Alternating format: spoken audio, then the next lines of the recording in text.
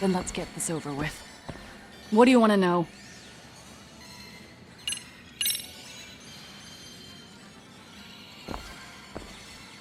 Let's start with the video. Any thoughts you'd care to share? I found it on a flash drive in Kitakata-sensei's room. Or should I say, Kawana's. I take it that means he's the one who recorded it. Yes. That means Kawana already knew back then the rest of you were bullies too? Yes. If that's the case, then why was Shinya Kawai the only student thrown under the bus for it? Kawana-san didn't show that tape to anyone else? We had no idea we were even being taped. We didn't find out about the video, or the reason he sat on it so long until way after graduating. Why exactly did he sit on it for so long? Kitakata-sensei said he kept it so he could teach us for the rest of our lives. What? If that video came out at the time of the incident, I'm sure life would have been hard for us then. After all, Kawai was exposed online, and that would mean millions of yen in compensation for damages. Yeah, but you guys could have wound up in the same boat. No. At most, we would have come across as dumb kids he roped into helping him. We might have caught some flack, but people would chalk it up to kids and their cliques and move on. But that's only how I would have gone if it had come out while we were still teenagers. You're saying circumstances are different now? I have a child now. A husband, an upscale apartment. If the world sees that tape now, I'll lose it all. And what do you think would happen to my son? The son of a woman who drove a kid to attempt suicide? His life would be ruined. That recording is more than kids being cruel. Mitsuru jumped from the school roof that very night and is still in a coma today. I get it. You have that much more to lose now than when you were a kid. Same for all my classmates. Kurokawa Academy is a prestigious school, after all. Most graduates go off to great universities, land high-paying jobs. One started his own company. Others have families. And they're all in your position too, huh? If that video gets out, they lose everything. Exactly. Do you get it now? He waited for all of us to get what we wanted in life, just so he could threaten to take it all away. And when that time came, he started contacting us. Every student you see in that video. When was the first time Kawana approached you? 5 years ago. I was out on a walk with my son when he came strolling up out of the blue. At first, I barely recognized him. His eyes were so hollow. Then, without so much as a word, he took out his phone and played that video. He's a psychopath! Well, all you kids tormenting Mitsuru looked pretty psychopathic to me. Oh, and you're so perfect. An angel who never once acted out of line. Never lashed out at someone weaker than you, or sided with the group to shut someone out. Everyone does it! We were just lucky enough to have some creep tape us, picking on some kid who couldn't take it. Why did this have to happen to me? I'd say it's because bad things happen to bad people. You'll sling your barbs from a safe distance, but once you're on the other side of it, you curl up and play victim. You said it was 5 years ago that Kawana showed you the video? Reminds me of something Shirosaki-sensei was looking into. What? There was this guy. I think his name was Shinya Kawai. Something about him getting snatched off the streets about 5 years back.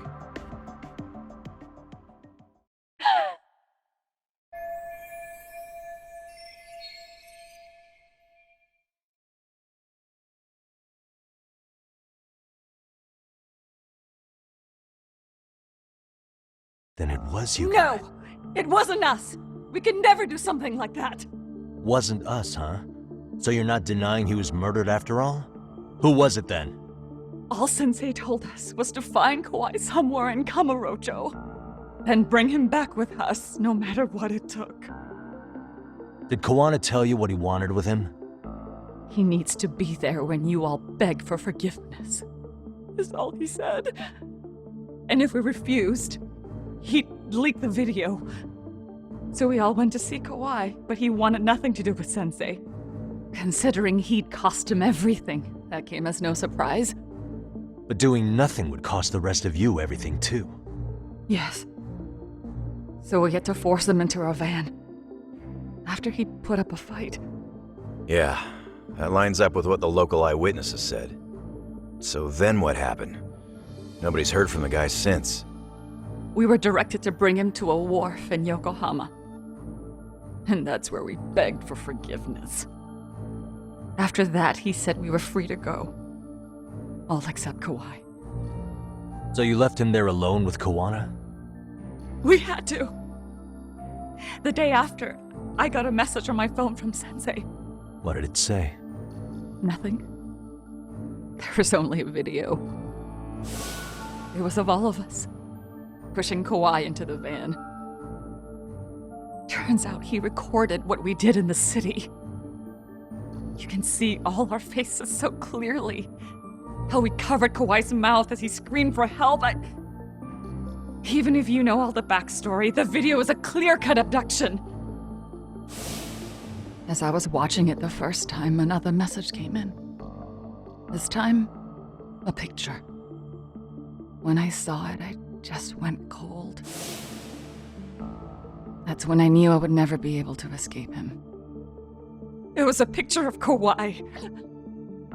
Dead. Anyone who saw those messages would think we killed him after shoving him into the van. And that's how he got his real leverage on his former students. Since then, we've been at his beck and call. No matter what he tells us to do, we wouldn't dare refuse him. He's giving you orders? That man! He forces us to help him. He makes us accomplices to murder. Murder? What the hell? Murder who, exactly? Any bullies involved in suicides.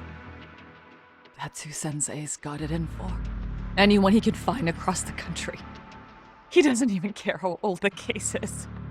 If a student commits suicide, and bullying is suspected as the cause, he'll turn up. As far as I know, counting Kawai, I think he's killed at least 7 people. 7? How's he doing this?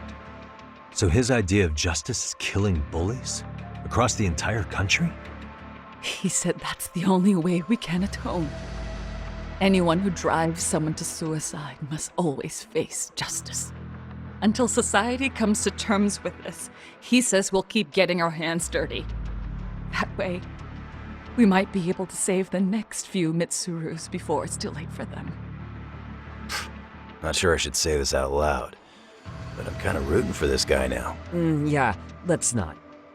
So was the murder of Hiro Mikoshiba part of that agenda? We know Mikoshiba drove Ihara-san to suicide 4 years prior. That has to be why Kawana let Ihara murder him, and how you found your role in establishing his alibi. Not just me. Grabbing Mikoshiba required a good number of people. All the people who pinned Ihara down, and even the ones who filmed it, they were working for Sensei. So that's how it went down. We had an unspoken agreement that we wouldn't directly take part in any killing. He just makes us his accomplices somehow. Like luring a target or digging a hole for a body. But the one thing we can't ever do is turn him down. If we do, he'll send his video of us abducting Kawai to the police. And then Kawai's body will turn up with our fingerprints all over his corpse. And we know that because he's hidden Kawai's corpse in a freezer somewhere. He's preserving one of his murder victims? So as long as he has that, you're wrapped around his finger. Sounds to me sitting on that video and becoming an Ijincho handyman was all in service of his real motive, killing off bullies. He's dragged all his former students into this hell, until the day it destroys every single one of you. Is today that day? We'll see. I'm still curious about a few things though, if you don't mind. What? There are these scumbags chasing down Kawana called RK. What part did they play? Strangely enough, they never came up once during your confession. So tell me, why'd they come for Yokosawa? That I don't know for certain. But Sensei did reach out to Yoko-chan about 6 months ago over the phone. He was asking her about the suicide at Seiryo High. The suicide at Seiryo High. You must be talking about Toshiro Ehara. The lawsuit played out like no bullying took place, right? That the school wasn't responsible. But Yoko-chan was a teacher there, and Sensei was able to get the truth out of her. How'd he do that? What did he say?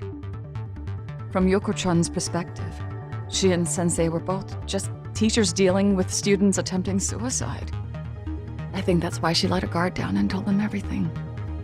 After learning the truth, Sensei believed Mikoshiba needed to be held accountable. So if Sawa-sensei hadn't talked to him, Ehara wouldn't have gotten involved? And none of this would be happening in Ijincho? Possibly. No, this isn't right. Sawa-sensei didn't know Kawana's identity or his objectives. She thought she was just talking through her problems with a sympathetic ex-teacher. At the very least, she sure as hell didn't deserve to die for that! It's not like we're the ones who did it.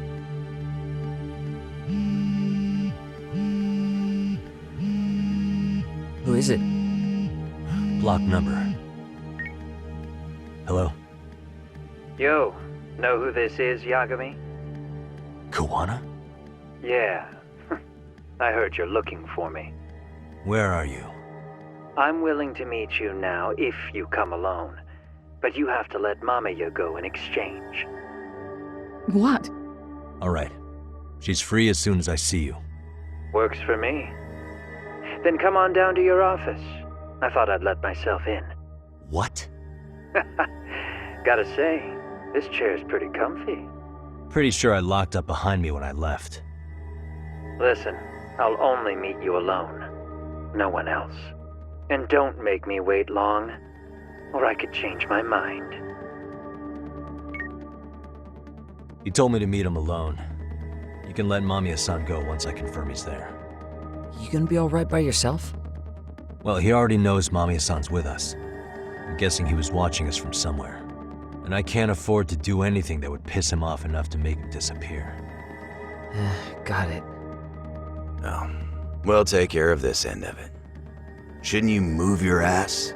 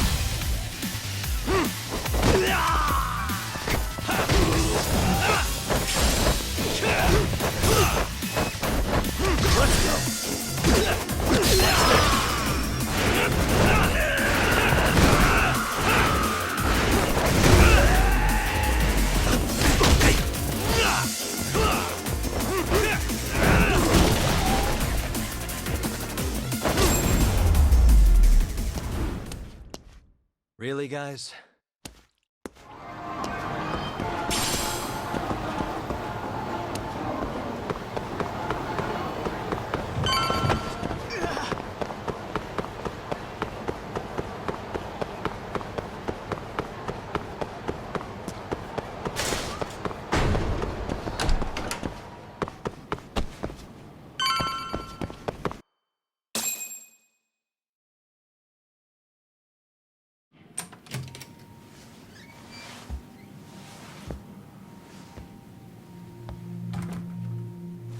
Hope you don't mind I let myself in. Now, are you gonna hold up your end and release Yui Mamiya? Come on. You and I can either try to make this work, or neither of us is gonna get what we want. So, you gonna make the call or what?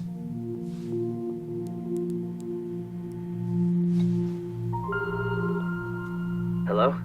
Yagami-san? I'm with Kawana. You can let Mamiya-san go. Got it. Will do. Sorry about all this, Yagami. Why don't you sit down? Maybe it's time you and I had a heart-to-heart. How's Kaito holding up? Kaito-san's recovering in the hospital. For now. Sawa-sensei is another story, though. I can hardly believe it. She was the last person I wanted to get mixed up in all this shit. If that's the case, why were you already waiting in her apartment? RK's top men were lying in wait over there to get their hands on you. So why was she the one lying on the ground? Answer me, Kawana. Was it because of you? Would you feel better if it was? How dare you? You're thinking that if you hadn't stuck your nose in her affairs, she might be at home grading her papers right now. You tell me, is that what's eating away at you right now? Because if it is, you're mistaken. That guilt is mine alone to bear. It's my burden to carry. When I saw on the news that she had been murdered in cold blood, it felt like the whole world had stopped spinning to me. I would take it all back right now if I could.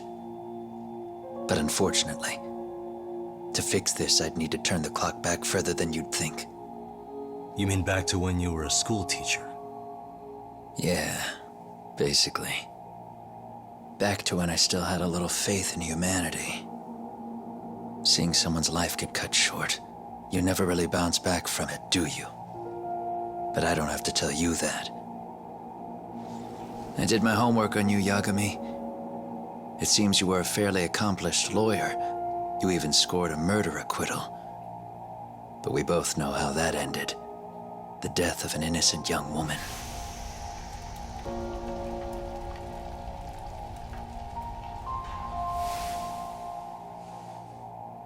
You and I are the same. We both have scars. And they're the type of scars that never fully heal. Yeah. Maybe you're right. But for Sawa-kun, it was 13 years ago. The very day before Mitsuru Kusamoto jumped, she stopped me in the hall so she could tell me about how serious the bullying really was. Up until that day, I just assumed it was boys being boys, teasing. I figured it was harmless, that they'd get bored with it, and then they'd move on. I mean, come on. Kawai had to have been twice the size of Mitsuru. It's not like I'd seen any fighting. So I warned him not to overdo it. And eventually he would take the hint.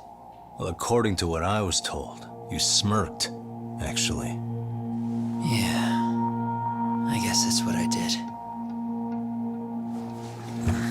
I was too late. Sawa-kun had to point it out. Sensei, how could you be so blind? She asked. Her eyes were this piercing mix of pity and scorn. According to what she told me, nearly half the class was bullying Mitsuru. She said she'd seen him at the station. She made it sound like he had half a mind to jump onto the tracks right then and there.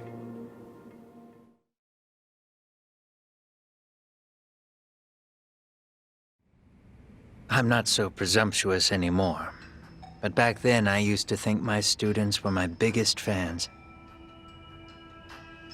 I thought I'd won their hearts and minds. But the look on Sawa-kun's face that day made me see the truth. I couldn't just go on smiling like nothing happened. So I decided to do my homework. The next day, I put a hidden camera in the classroom after school. So you admit that you're the one who recorded that video? Yeah. You saw it, right? Talk about the ugly side of kids. Hard to watch, wasn't it? Unfortunately, by the time I picked up the camera and saw what it recorded, Mitsuru had made his jump. I missed him by a few crucial moments. What happened in that classroom was the final straw. Later on, all the bullies were asked what happened. Each and every one of them lied. Kawai started it. It wasn't our idea, they said.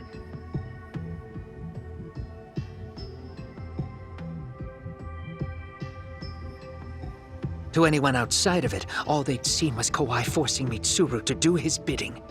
So the people held culpable were Kawai and myself.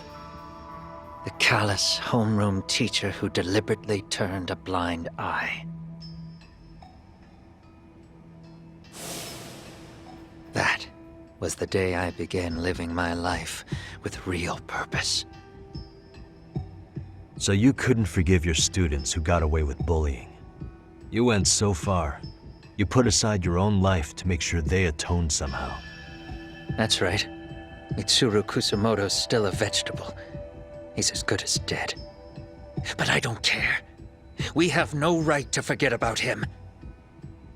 You say that, even though Sawa-sensei ended up paying for it. I'll ask you again. Why were you at her apartment the other day? Don't dodge the question this time. I wouldn't say I dodged it. But I suppose I should explain from the beginning. 4 years ago, there was a suicide at Sawa-kun's school. It was her own student this time. You know this, right? A student at Seiryo High School? Toshiro Ehara.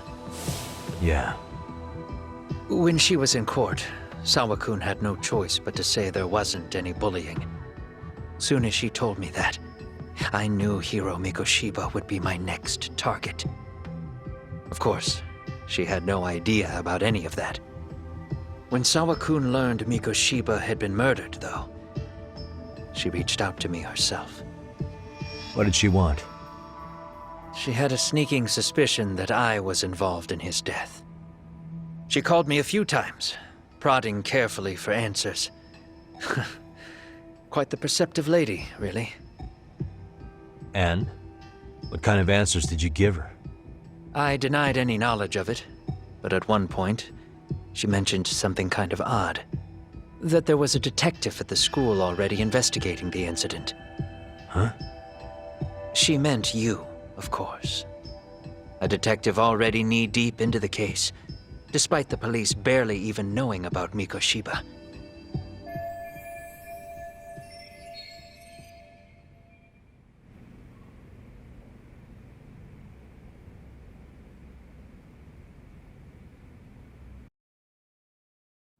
The police are a pain in the ass.